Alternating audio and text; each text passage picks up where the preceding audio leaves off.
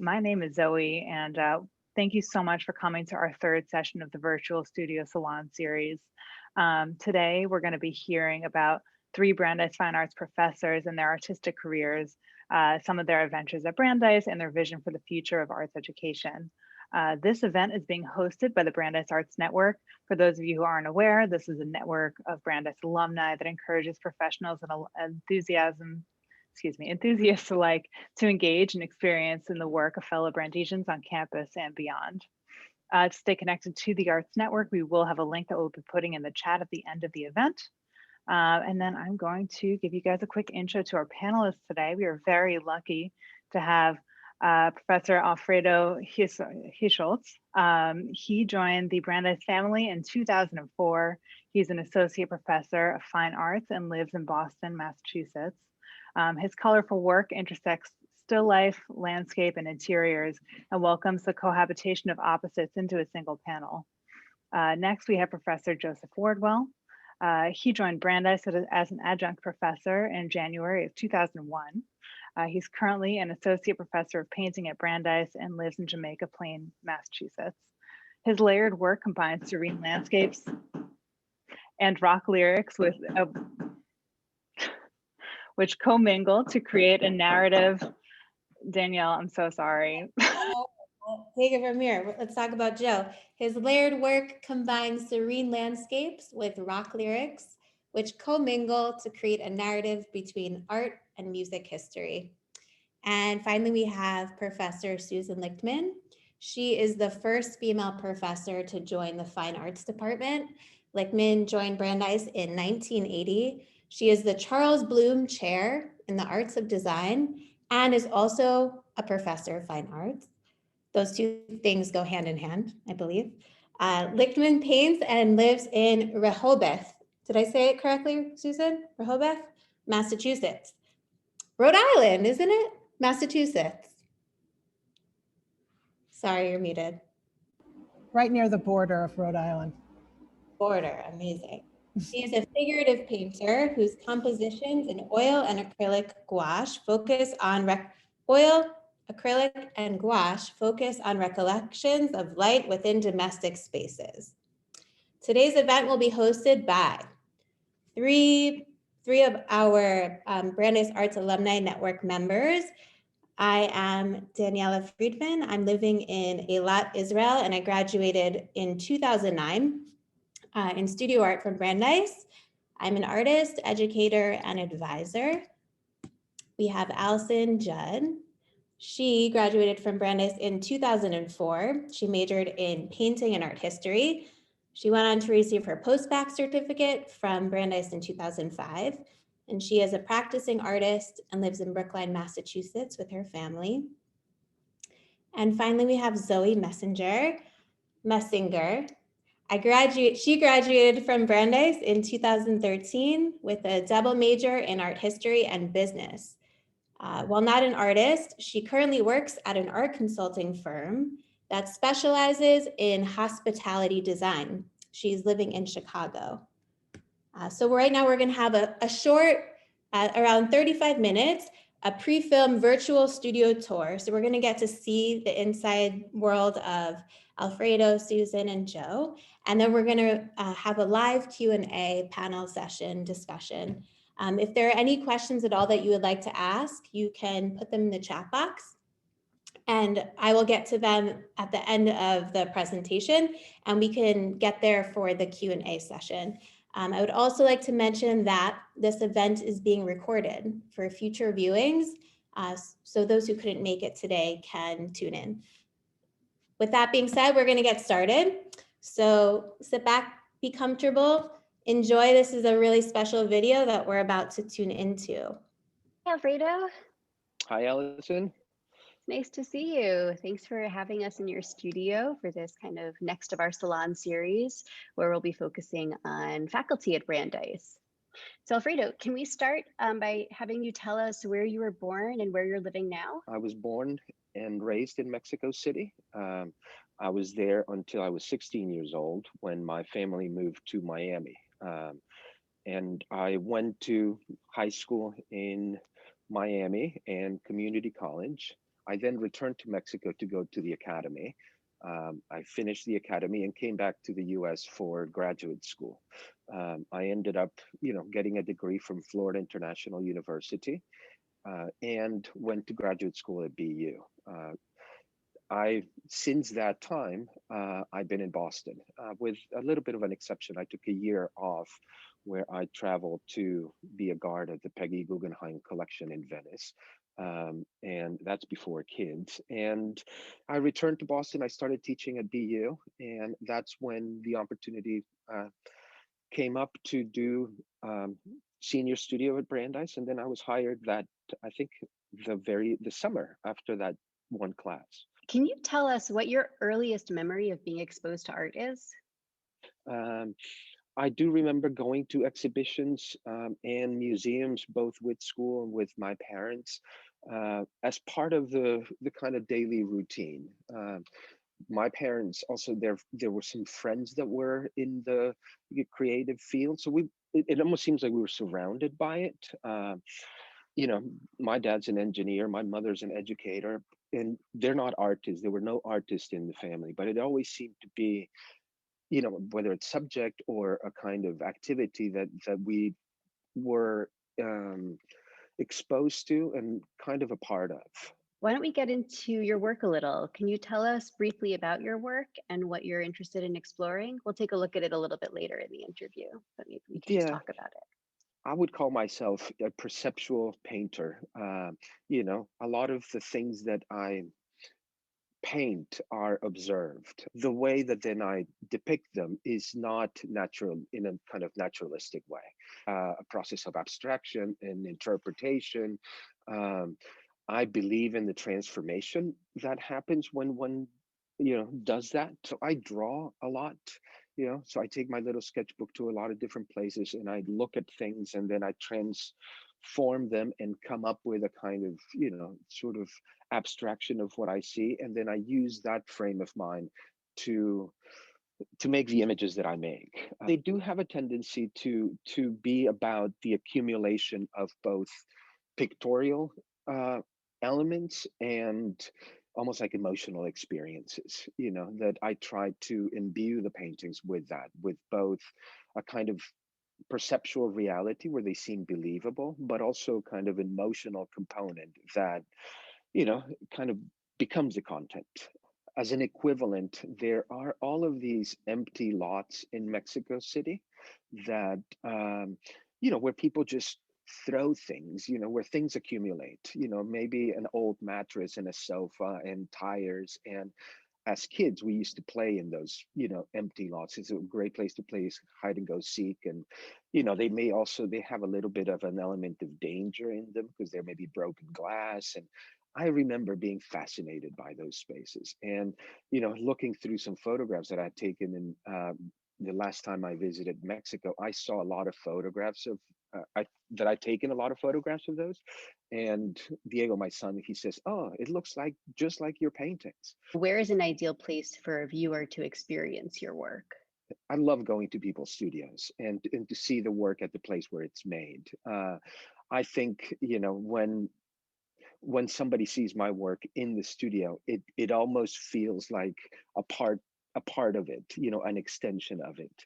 I've been fortunate to be in your studio and for multiple visits, and see your paintings on the wall. And I always have these really fond memories of your big paintings, which are, larger than me and, such an experience to view and take in. And then often you have this opposite wall with tons of small paintings.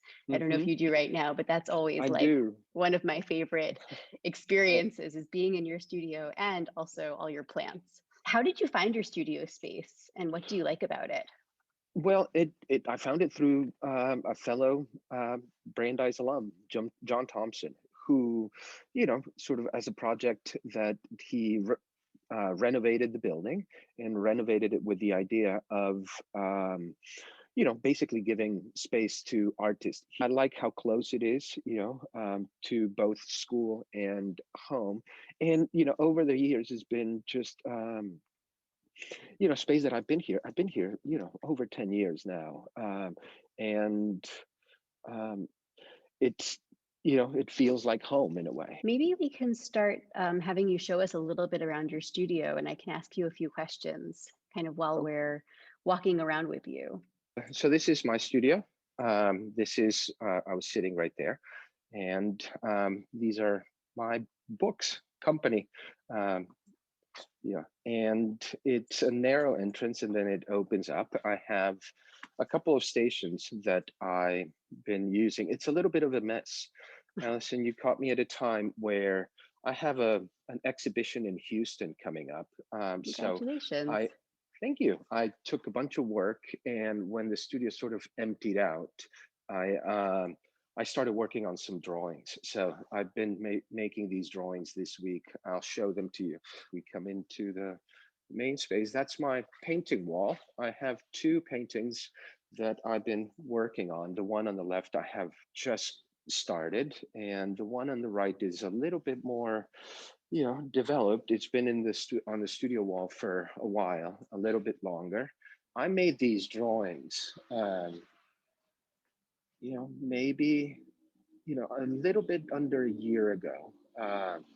And I've been using these as a way to inform the new paintings. I'll show you, this is kind of what you alluded to. This Yeah. is, one of those walls of small paintings that, it's become a way for me to work. These are my plants. They also become subject for my, things to look at. Day of the Dead in Mexico has always been one of those holidays that has always been fascinating. So I have a lot of little skeletons and little figurines. I paint from those, so they become the subject. Can you tell us a little bit more about the materials that you're working with? I know you mentioned the drawings and the gouache. This is my palette. I think it is the same design as yours. So I paint in oil. So this is all my oil setup. And I was working on these little paintings just not too long ago. So this is, just from the other day. I have another little kind of table here to support that one. Ink, charcoal, I have some gel medium. And what I do is I color paper. I kind of make these paper samples and I spread them all over the studio and then bring them here and start to kind of process them and reprocess them, cut them up. I'll come up to one of these. What they have brought me is a kind of way of thinking about pictorial space that is, not just about illusion, that creates its own pictorial realities. They're very much process driven. And I guess these are some of those materials. What does a typical day look like for you? I start early in the morning, depending what's going on at home. I get here anywhere from, between 8 and 9. And I stay till, 6:30, depending on what's going on at home. If my kids are a little older now, and then they have a little bit more independence. So it depends, but I try to put in a 10-hour day whenever I can. You mentioned Yeah. a little bit about what drew you to Brandeis. Can you talk a little bit more about that? When I was in graduate school at BU, there were 3 students in my class that came from Brandeis. And, they were the best prepared. They were ready to go. I was just moving in my stuff. And 3, Brandeis alums came into the studio, and it was like they had the studio set up by the afternoon. It felt like a real place of activity, of really kind of rigorous practice. And then you think about the sort of wonderful idea of social justice that sort of permeates through every department in the university, where it feels like what it is that we're doing in all of these different disciplines shares in that goal of making the world a more equitable, better place. That was very striking. Can you talk a little bit more how teaching at Brandeis has influenced your path as an artist? For one, it gives me the opportunity to to share my experience, and in that conversation, it's always a two-way street, as I, share it with students, it's almost like I'm learning simultaneously. It is such an integral part of my life, sharing with students at Brandeis that I can't imagine my life without it. You know what I'm saying? It's like it's almost like it's not an influence. It is part of who I am, to see people make things that did not exist before they were made. Um, it it's a wonderful thing to participate in that. There's a joy in that. I've been fortunate to be at Brandeis for a very long time, and like I said, it's really just kind of, it's part of who I am. As a student, even though we were only there for 4 years, it's still such an impact that the professors have. And I'm sure, if we feel like Brandeis is such an important part of who we are, I can only imagine for, professors that it must be even exponentially more for Yeah. you, and to see that kind of growth happening every day. I think it's unique to Brandeis in so many ways that there's kind of this culture of this back and forth learning from one another, faculty Yes. to student. What is your favorite thing about Brandeis? It might be hard to answer, but First of all, just this kind of real commitment that we have in our department and across the university, to go deep into the subjects, to really explore them, interrogate them, investigate them, celebrate them. That kind of depth of inquiry is always something that I've really sort of responded at Brandeis. The fact that I have students that have all of, interested in all of these different disciplines, come into the drawing studio with that kind of body of knowledge and interest and make a drawing. For somebody studying biology, drawing fruit is very different than somebody studying psychology. That totality of accumulated, simultaneous experiences, events, that happens year after year. I mean, it's been so nice to talk with you about this. Thank you so much for taking the time for this studio visit, and we're excited to hear more from you. So let's start with just some basic bio. Where were you born and where are you living now? I was born in Chapel Hill, North Carolina in 1972. And, but I don't really have much connection there because my dad was getting his PhD and we left and moved to the West Coast, probably when I was about 2, I think in 1974. And so I really grew up primarily in 2 different spots on the border of Washington and Idaho, a small college town called Pullman, Washington, where my dad taught at Washington State University. And then we moved to Bozeman, Montana, where my dad taught at Montana State University, and we lived there for a while. And then we went back to Pullman, Washington State University, and I primarily stayed there throughout up until I went to college. So I live in Jamaica Plain, Massachusetts.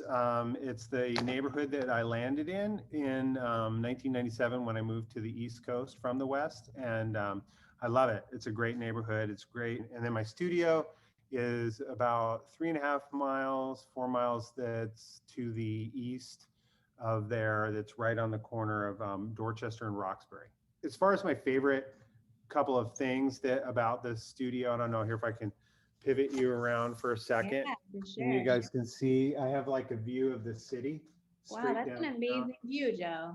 I know. So I look out downtown and see the city, and I really love being in the city. I hate it when artists are kind of like pushed further and further out into the suburbs or out into small industrial towns.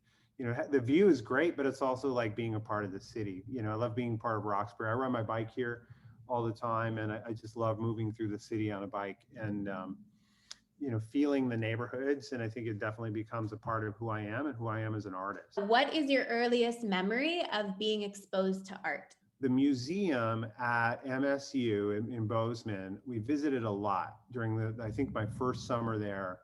And I think I would have been probably in the first grade, in between first grade and second grade. I was really exposed to a lot of what is sort of in a negative way thought of as like Western art. I've never really been able to let that go. Do you know what I mean? And I think that even through, studying art history and going to graduate school and teaching and living on the East Coast, I think there's something about that relationship to landscape and space and painting that is still core to who I am. I didn't have a lot of exposure to original art, and I think we went to DC and see the Smithsonian, I think maybe 6th, 7th grade, something like that. But those are my first kind of core memories. Tell us briefly about your work. Yeah, if I had briefly say, I think that it kind of develops slowly over years of practice, but I would say that if you take the idea of 3 types of painters, like if you thought of a landscape painter, an abstract painter, and someone who just painted text paintings, if you just take those 3 genres, you jam them together, that's kind of what I end up doing, the process. I create a landscape painting, and then I create an abstract painting on top of it, and then I put text on top of that. And then it kind of and then I kind of peel it all off together, and then it's kind of a done painting. With the inside that, that's kind of like a, like a sandwich explanation of what I, like how to make a sandwich kind of explanation about my work. But I would also say that to me, I'm really interested in something that is not harmonious. I'm interested in something that has a lot of, like you said earlier, that has a lot of, tension with itself. I've always been kind of a maximalist, and I respond to that kind of visual density. And so I feel like that's, I wouldn't say that's my mission, but I think it's also it's like how, like you mentioned earlier with the bike riding, I mean, it's how we, experience life, like the idea that there's one reality that we experience is, we kind of seek that out now, but because the norm is that we have many different realities kind of simultaneously fighting against each other at any given moment in our lives. It's not like I just look at a beautiful landscape and I'm solely inside that landscape and that's all I think about. There's text messages going off, there's the car running, there's all this, there's all this chaos around us all the time. And I think that's, I just kind of bring all that with me to the paintings. How do you choose the phrase that you want to paint? And where do you find the phrases, the text that you paint? Oh, that's an easy one. I just kind of keep lists of stuff. They're mostly from music. They're mostly from songs, even though now I'm kind of venturing out into collaborating with poets. I just keep kind of lists like this. I just kind of keep little lists, and then I break up the cadence. So this is from the Beastie Boys, because what you see, you might not get. And I was thinking about this is and then just thinking about how I do the oh, maybe it's a vertical painting. And then, just trying to figure out how the cadence is. And I just have tons of stuff. A lot of stuff never gets used, and the same thing with sort of the abstract ideas exist in here as well. Good times that haven't happened yet, but will. There's another one. There's a Flaming Lips one that made 2 paintings. All we've ever had is now. I made 2 paintings that based on that. So this is a large work on paper.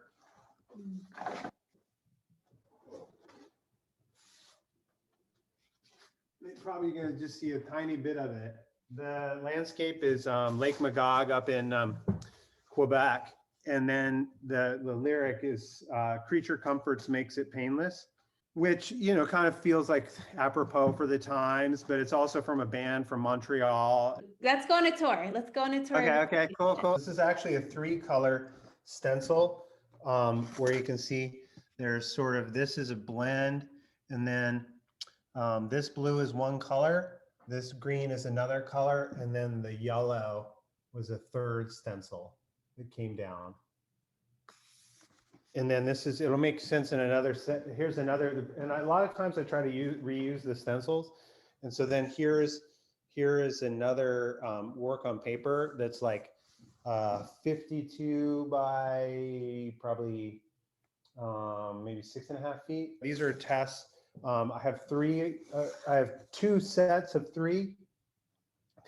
These are Sex, God, Money paintings. So this, I'll show you in a second when we go to my annex. Here you can see, these are the other ones in progress.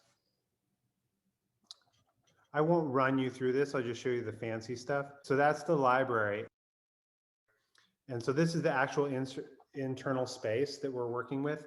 And it's like this beautiful, almost like modernist cathedral. It's like this brutalist modern architectural building from the 60s, and it's been redeveloped, and there's all this gorgeous light coming along in here. And so these are the 3 panels that we're using.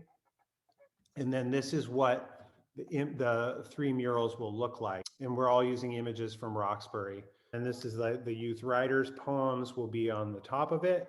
And then there'll be the abstract layer that kind of riffs off some of the architectural elements in the library already. And then then this is the large text is Nakia's poem over the top of it. Let's talk a little bit about Brandeis, Joe. Sure. So what drew you to Brandeis? Well, they gave me a job in 2001. It's funny, I'm now in my 20th year. I still feel like a young faculty, but I'm like been there 20 years.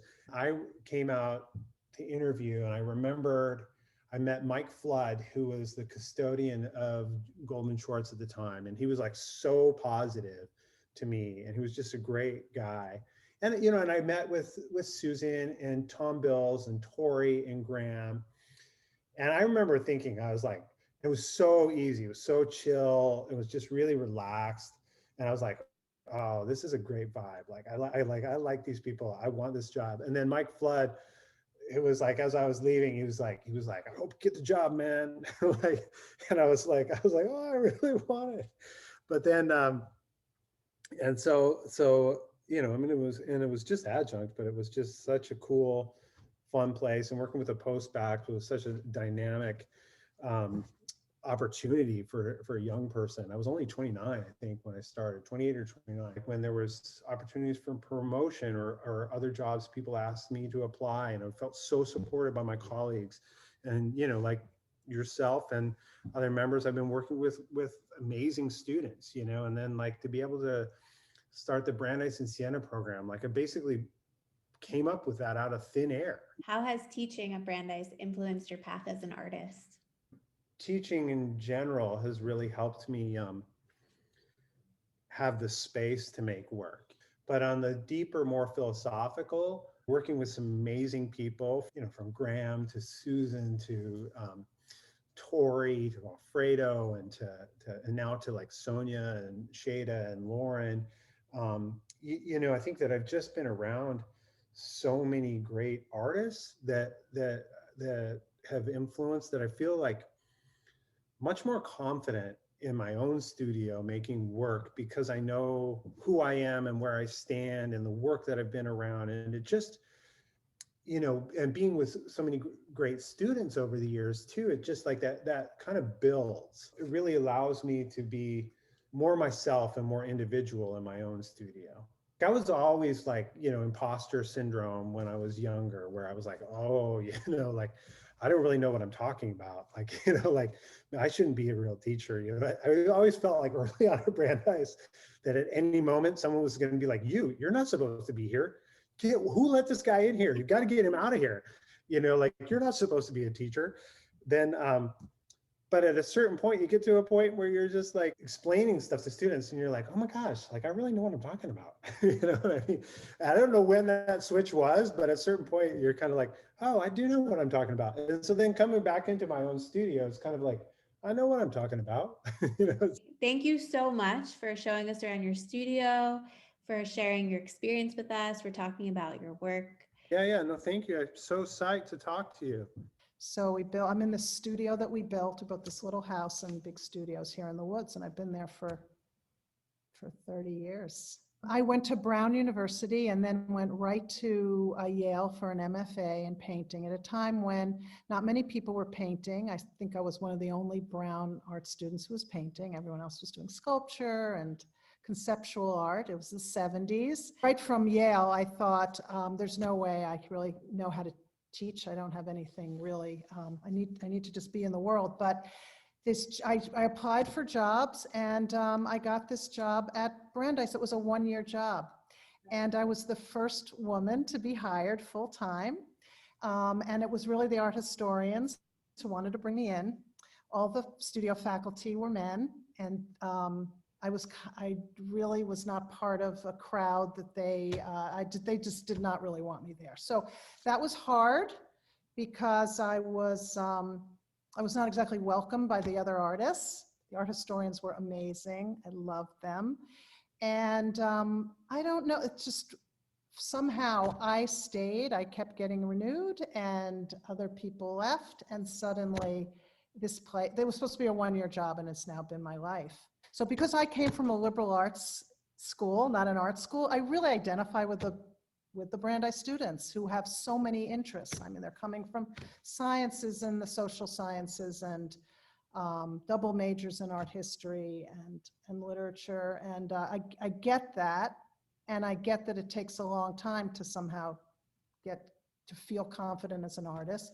So at a certain point in the early 90s, we started the postbac program for students to just spend a little extra time to really have more time to do their work. And that's been great. It's now like 27 years running. Do you remember the first time that you were really exposed to art? I think the first art show I saw was a pop art show at the museum, not pop art, sorry, op art show from the Museum of, from the Modern Museum, Museum of Modern Art. And it's all, you know, it's all about looking. And I think I really just fell in love with this kind of the spectacle of painting back then. When my parents moved me out of New York, and I spent a lot of time drawing because I was lonely, living in the country.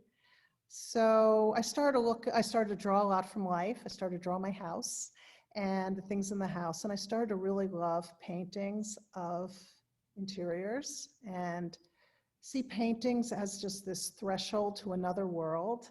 So I love Dutch interior painting and French painting, Chardin's domestic scenes. And so I kind of fell in love with old pictures and deep pictorial space and the way painters paint light, because that's what I was trying to do. And the funny thing is that I'm still doing that. I mean, a lot of artists change their interests, but I'm still painting rooms with light falling in them. And I still love those painters I loved when I was young. I think I discovered Vuillard when I was a teenager, and I still love Vuillard. So in terms of your time at Brandeis, what is it that you think has changed the most about the institution? One of the things that's been hardest, I think, for students is it's now a thing at Brandeis. Every student double majors and then has 3 minors. And they just don't have time to play. And back, you know, in the 80s and 90s, students would just be a studio major and then maybe just take courses and other things that were interesting to them. Can you talk a little bit about your studio space and why you like it? We built this big studio barn. So my husband and I each have studios and a small house. And we built it before we had kids. And once we have 2 daughters, I thought, like, why don't we build a slightly bigger house? It's like So why do I like it? So my studio is just steps away from my house. And so I can make, I have a really big space. It has a huge soaring ceiling, and it's really large. And although more and more, I don't know if you can see this, as I get older, more and more of the space is storage. So it's like the storage keeps like getting bigger and bigger because I keep making paintings that just need to be put somewhere. So I am steps away from this room that's become like my motif for 30 years, and I never get tired of it. So the downstairs of our house is just like one big room with like a tiny kitchen, and I make it look bigger sometimes in my paintings, but I just, seeing how light changes through the year, through the seasons, and seeing how the inhabitants of that space have changed from an empty room to having children that grew up doing insane things in that room, guests. I mean, it became a stage space for narratives. And so having that space right there to constantly look at and then use as a source for the paintings has been amazing. With your studio practice, could you just walk me through one of your typical days? I am not a morning painter. A lot of people get up at dawn and paint. I really am an afternoon painter, and I think my peak time is late afternoon, which is odd. I've said I'm an all things considered painter because I love to paint. I listen to news and podcasts all day in my studio, as a way to connect me to the outside world, because I'm so much in this, enclosed space here. But I really need to feel connected. I'm kind of a political junkie. And so, so I listen to the news all day, and really late afternoon, I really love work. Like my peak hours are like 4 to 7 in the afternoon. Do you have any works in particular you'd like to talk about or walk us through? So this is a wall where I just hang little paintings, and they might be old and they might be ones I'm working on. And so I'm constantly changing this wall. It's like just like a wall of studies. And then, so these are paintings that I've all started this past year. I started painting these interiors. So one of the things that we did last year was build this little greenhouse out of old windows. And it's suddenly something to look at in the garden. It's like they call them follies. It's like a focal point. So I loved having that thing to look at. And so I started painting these, it was my daughter and my husband and, people coming and going. And we even had a meal in the greenhouse. And this was exciting for me to have another interior to paint. I also started a painting, this big one, out my studio doors, that was also about summer. So I'm working from memory and the photos, especially for things that move. So light moves and figures move. So photos are really good for that. Photos are really bad for other things like color. I like an invented kind of color in the paintings, and I use a limited palette. I only paint things that I'm experiencing. And I try to just distill that experience and transform it into something other. And sometimes I succeed, and sometimes I think for me, it's like it becomes something more than the everyday. I feel like your work kind of related to the feelings that were present during 2020, where all of us were kind of in our own thoughts, even though we were surrounded by other people. I was hoping you could talk a little bit about that. Yeah, it became really interesting to me early on to paint people in a domestic space where they were very close, but weren't connecting. And when I was younger, I never wanted to paint a conversation or people touching each other, or it was about that intimate isolation we have in a house, where if one person's cooking and one's reading and it isn't an unpleasant isolation. Yeah. I mean, and I think that there's a wonderful, when it's harmonious in a house where people coexist and are given their room to be in their own world, even though physically they're bumping up against each other. Suddenly this year, I mean, that's almost become a cliche. I'm the children in school next to the parents who are working, and they're all there. And so that whole subject is sort of blown open for most people. But yeah, I think that has been one of kind of a beautiful thing about a house is how people can be physically close and yet sharing their aloneness in a good way. Do you have an ideal place for your viewer to experience your work? So yes, a gallery with great light. I remember the gallery in Memphis where the work was, the lights were amazing. It was a brand new setup. And I saw the paintings in a totally different way. I had never seen them lit so evenly. And because my paintings deal with uneven light, like how light falls in a space, if the light is uneven in the room, it's just very confusing. So I like that kind of neutral, clean space. I don't have a gallery in New York, Stephen Harvey, that's this little hole in the wall space, and it's kind of magical, and I love the way paintings look in that space. In terms of our prospective students who are interested in moving towards a gallery representation, was that something that you heard of and you applied to? Did you speak with the gallery, do any research? No, he found me, but it's funny because I would go to that gallery. I knew other people who showed in it, and I thought, these are my people. There's the art worlds, there's a lot of different, worlds within the art world. There's a lot of places that I don't fit in, and I feel like an outsider. But I would go to his gallery and see the artists that he showed there. And he shows, abstract and figurative, dead and alive. There's all something that brings them together. And I thought I would love to be in this eclectic group. And so I feel really, really lucky. One of the things I love that artists are doing now, when I was younger, it's like we would just hope that an art gallery would pick us up, and you could drop off slides. You can't do that anymore, and hope to be considered. And now, for the last, 10, 15 years, artists have just been saying, we're going to curate our own shows. We're not going to wait around. And so there are all these artist-run spaces and, artists as curators. Such an empowering thing to be happening. And those shows are really interesting, and they're showing in all kinds of spaces, pop-up spaces. There's so many different ways to show the work. And I showed my work mainly at university galleries for many years, and to just a little hole-in-the-wall gallery in Providence, Rhode Island, where all the artists are. I live near Providence, where all the artists teaching at Brown and RISD would show, and didn't have a huge audience, but it was a community.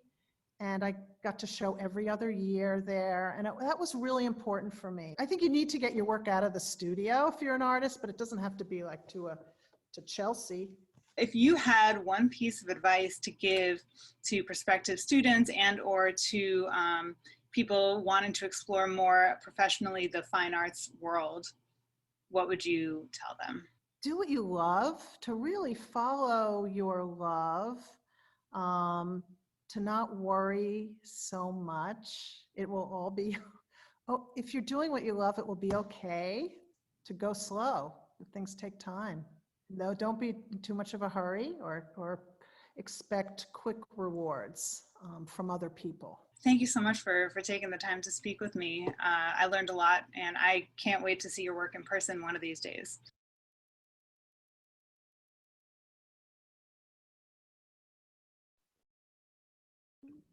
Wow, thank you so much, Susan, Alfredo, and Joe. We wish we had more than 12 minutes for each of you. And we're so lucky that we get to have a little bit of time now to speak with you live. So Allison, Zoe, Susan, Joe, Alfredo, please unmute yourselves. And for everyone tuned in, we're going to have a few questions for Susan, Alfredo, and Joe. Live in discussion, and any questions that come up in your minds throughout, just please put them in the chat box. You can also direct message them to me if you feel like you don't want to, if you want to be anonymous in your question. And after we have our discussion, we're going to get to the questions, your questions. So let's jump right in. And Allison. So the first question is a little bit open, and I will kind of throw it out there for you guys to start with. Susan, maybe we'll start with you. What is color? Color is a quality of light. And color in a painting, for me, I'm a tonalist, so I think of color as being an organization of tones with a real hierarchy, just as tones are in music. That's how I think of color in painting. And hue takes is maybe subservient to value for me, but hue can still have an important voice. Alfredo? Well, for me, I've always, I don't think I'm a natural sort of colorist. I've always liked Matisse's idea that color is a way to to emotion, to feeling. And I probably think about color that way in terms of when I'm choosing color as a way to, sort of spark a certain sentiment or, reminiscent of something. It's always attached to emotion. I guess that would be my simple definition of how I approach it. And Joe?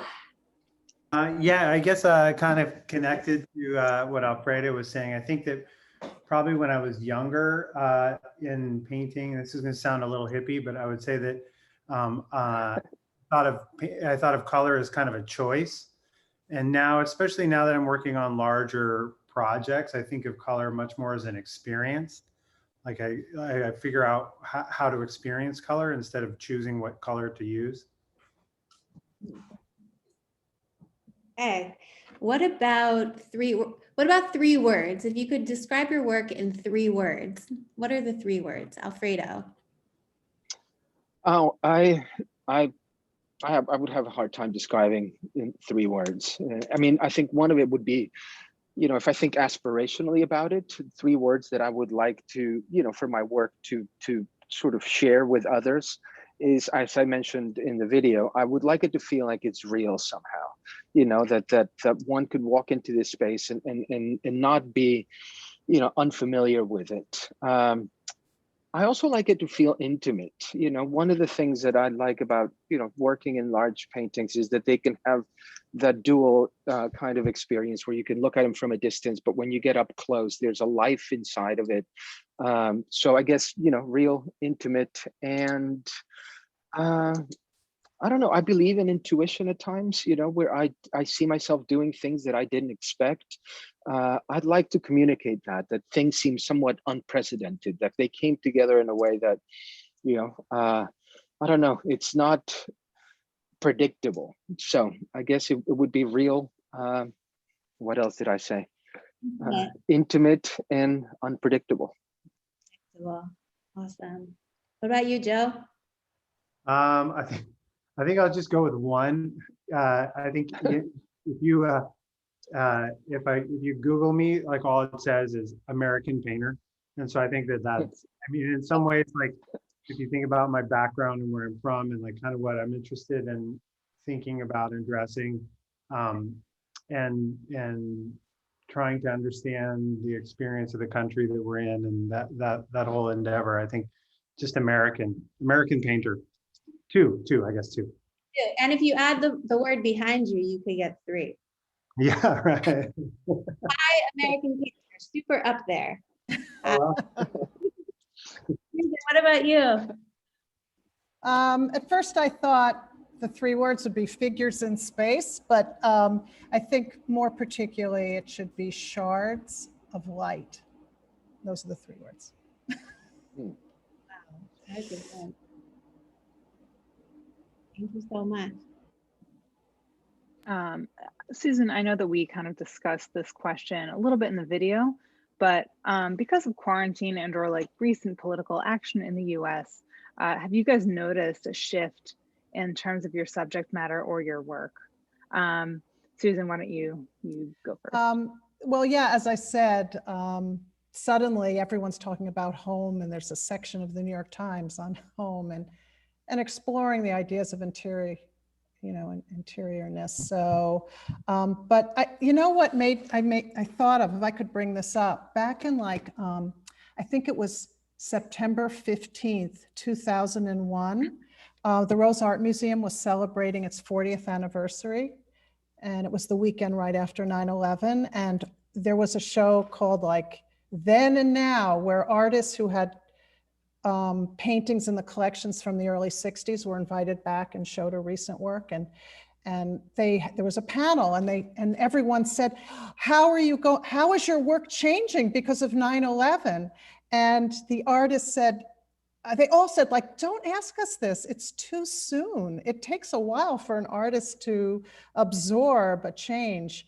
And I was thinking of that recently because I don't know if 9/11 did change any artists. I don't know, Alfredo, maybe you can talk to that. But yeah, so maybe this time will change people and change my work, but I'm not sure yet. Well, Joey, for me, I guess one of the things that it's not just this past year. I mean, I think the political undertones of the last 5 years have been, I'm still very attached to my place of origin, Mexico. And, the discussion around being Mexican in this country has not been, the most pleasant over the last 5 years. That, I guess my relationship to Mexico has always been very present in the studio. I'd never been overtly political in terms of addressing that kind of relationship. In terms of, I've always felt, that the experience somehow of growing up, of being there, and still having a kind of, presence there, frequent presence there, somehow it would inform what I do. But it's sort of, I don't know, it's accentuated, that kind of, the presence of, my, the people that I share the place of birth. But I do agree with Susan. It's a little bit too soon. It's almost like we're going through it, and it's made me a little bit more reflexive as to what people's realities are, and certain kind of I don't know. And not only that, I mean, the Black Lives Matter and all this kind of thing that happens simultaneously. There's a kind of social awareness that I haven't really put on paper or made drawings of or about, but somehow it does seem to be like what Susan was saying, is like one way to feel connected in the studio is to kind of be listening to what's happening outside of the studio. I don't know what kind of impact they'll have, but I don't know. I don't know. It's been a strange time for sure. Thank you. And Joe, how about yourself? I remember that lecture that Susan was mentioning about the artist talking about the distillation process, that I think that in some ways it's really important to allow art to kind of absorb and then perhaps reflect back. And I think those are maybe the clearest of mirrors that we can hold up. That said, though, I think that because I have text in my work, I can make work that's so immediately kind of responsive. And there was a lot of times during this year where I made things, text paintings that one of them said, one of these days will end.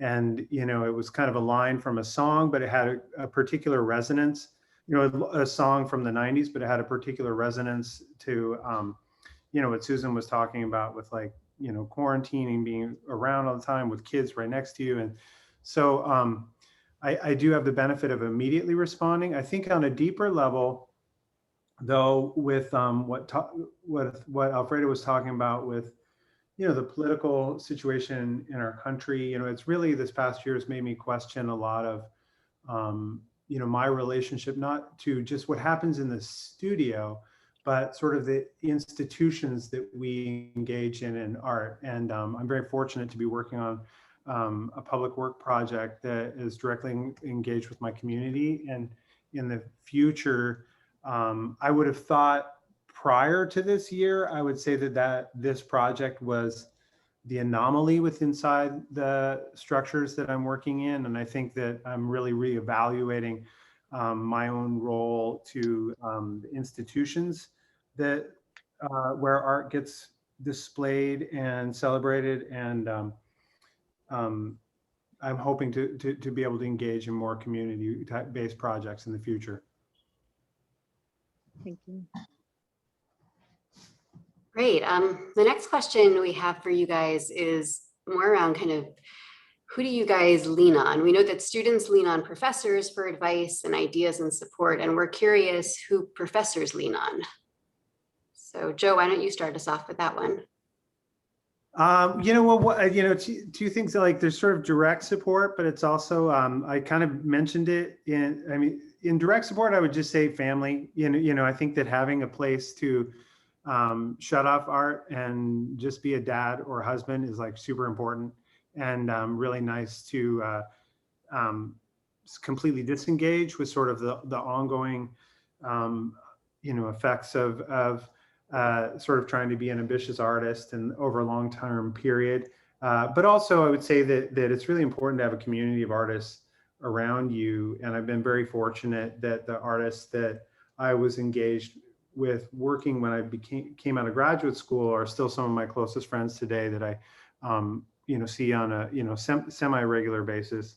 And then also the longer working together with Susan and Alfredo and my colleagues really does have a powerful, powerful impact on one's ability to, it's not like we get together as a team and plan stuff all the time, but just working with such a high caliber. I do think that we're very lucky in the caliber of artists that we have in the our department, and just being able to be around them for support.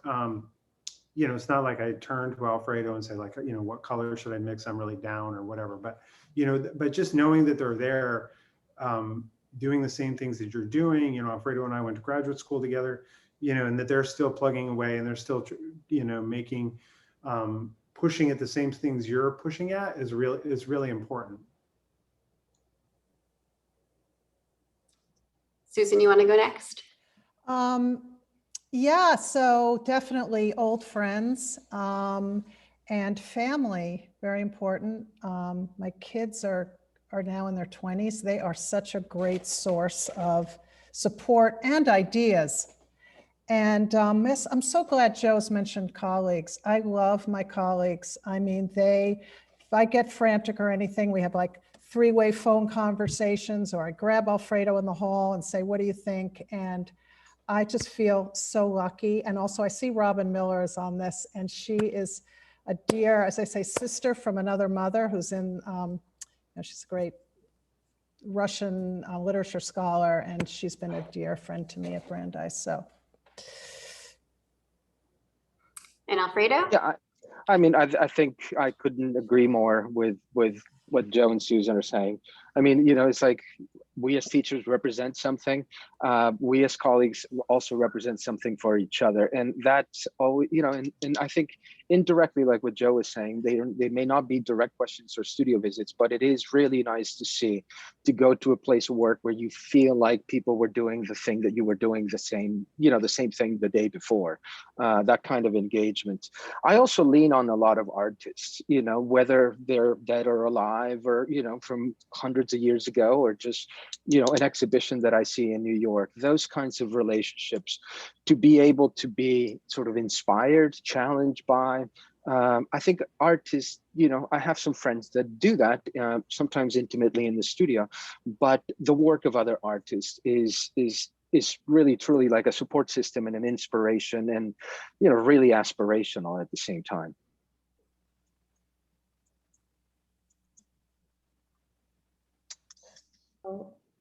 This question is really a bit, I'm just going to ask it. In your teaching career, can you share a story about a student who wildly impacted your personal development? I could, you know, because it's not one student. I think it, you know, the one thing that still continues to impact me, you know, I get the opportunity to be in the studio when people are doing a lot of things for the first time, you know, whether it be a big drawing or they're pushing through ideas and thinking about and seeing things. There's a kind of excitement, there's a surprise to it. There's a, like, I can't believe I did that kind of feeling coming from what happens in the studio, that you know, every time I leave, I open my studio door and I want to do the same thing. And the fact that, you know, after all these years, I want to keep surprising myself. I want to keep, you know, seeing things for the first time and be excited about it. So in that sense, it's, you know, the commitment that students show to trust me as a faculty member to allow that to happen. It's a really kind of, you know, almost like an everyday gift where I get to come back at the end of the day and I'm going to say, okay, I was able to facilitate that for someone. I want to do that myself. So that's widely impacting. Little, every day, a small gift of spontaneity. You get to open a small gift that reminds you that you go to your studio and you tap into your ability to be playful and spontaneous and surprise yourself. Exactly. See things for the first time. That's a real gift. Awesome. What about you, Susan? Yeah, I want to second that. Did you come up with that question, Danielle? Because that question, I think, would only come from a teacher who know. I don't think students realize how reciprocal the process is. They think we would just give assignments and then like step back and grade. But yes, you talked about it being a gift. I mean, I spend more time with students than I do with my artist friends, basically week in, week out, and they're the community, and I try things out on them. I mean, if I'm craving or thinking about doing something in my studio, I let my students do it first. Like, oh, I feel like painting heads. I'll let them do it, see how it goes. And I don't think they realize I'm doing that. But that makes the teaching exciting for me because it's like a little laboratory, and they're always, the way they share their insights and with their people in the class and with me, is just, it's constantly inspiring. Thank you, Susan. And Joe. Yeah, I mean, I think that, you know, I echo both what Susan and Alfredo are saying, and we've both been teaching so long. I mean, I could just go through lists of students like yourself, Danielle, you when you were my TA, you know, like, you know, you work with people, you know, Nomi, I think is on the call, like Allison for going to the first time to Brandeis in Siena. There's like these little points in your life where, you know, like the cool thing about teaching is that you're, and especially teaching in art, you're really in the present in that moment with the student. And so a lot of times you get really wildly affected by a student, like right there in the moment. And it's a continuous experience that goes on and on. In fact, yesterday I have a freshman in my drawing under the influence class who came at 11 in the morning and stayed till like 6:37 at night working all day until I left. And, you know, I think that those kind of experiences are, you know, they're happening all the time. So it's hard to really, like, there are people like yourself and such that make huge impacts, but there's constantly people who are helping you feel connected to what you're doing. Awesome, thank you. I think we're going to take, we only have 9 minutes, so we're going to take a few questions from the audience. One person asked, and I think this is really specific to Susan, since you're the artist here who has a studio in your home, what advice you have for creating a home studio? For me, it was, I don't like getting interrupted. So I think there has to be a sense that you can enter the zone without that knock on the door. That to me is the most important. And that to me, it's like you have to be able to get into your own headspace. So I don't know whether it's a sign on the door or a lock on the door. I think light is really important. I think you need to be able to make a mess and spill things. So you should cover up floors. And I guess that's it. Those are the 3 most important things. That's amazing. Allison, I think you have one from the audience. Can you ask that one? Yeah, so have any of you had to overcome resistance to making? And if so, how did you return to making?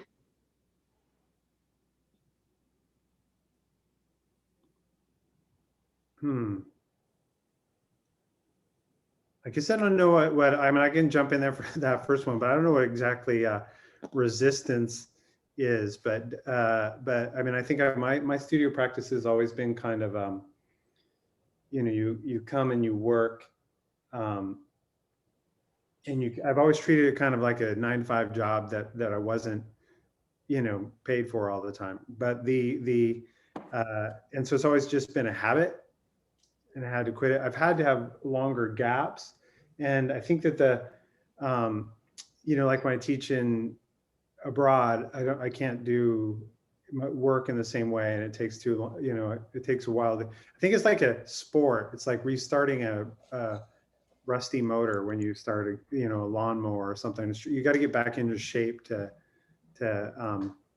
get back up to it, and to know that it takes a little while, and that the first things that you do in the studio after a break are oftentimes you get really excited, and then like 2 weeks later you're like, that's terrible. And you just got to realize that it's a process, it's a muscle that needs to get used over and over again, and that once you get back into shape, it'll be better.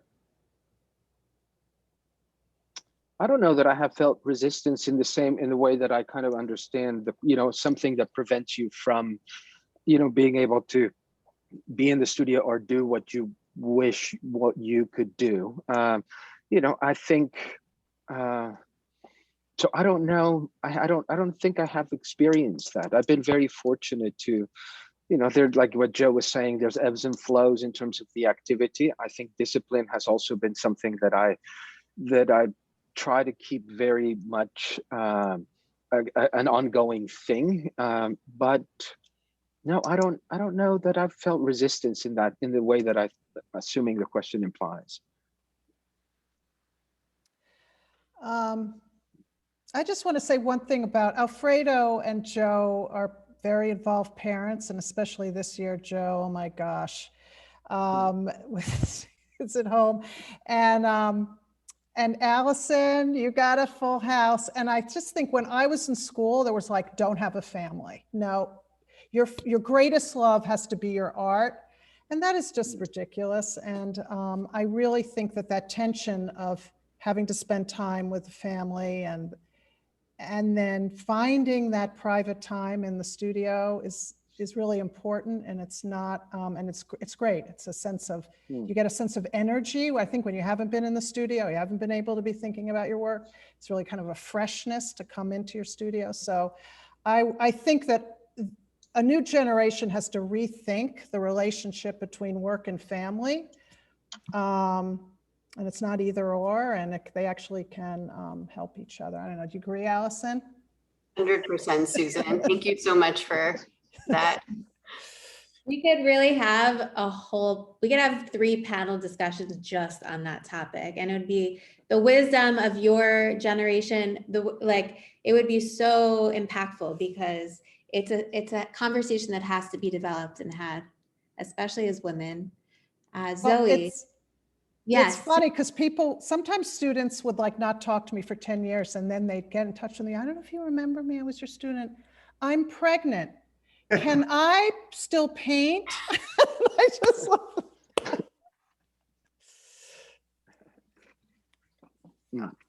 so much about you as a teacher. Go ahead, Zoe, jump in. You're muted, Zoe. I am muted. In terms of something that a lot of Brandesians talk about is how can we give back to the community where we graduated from? Is there anything you would like to see on campus, or is there any way that alumni can give back to the arts department?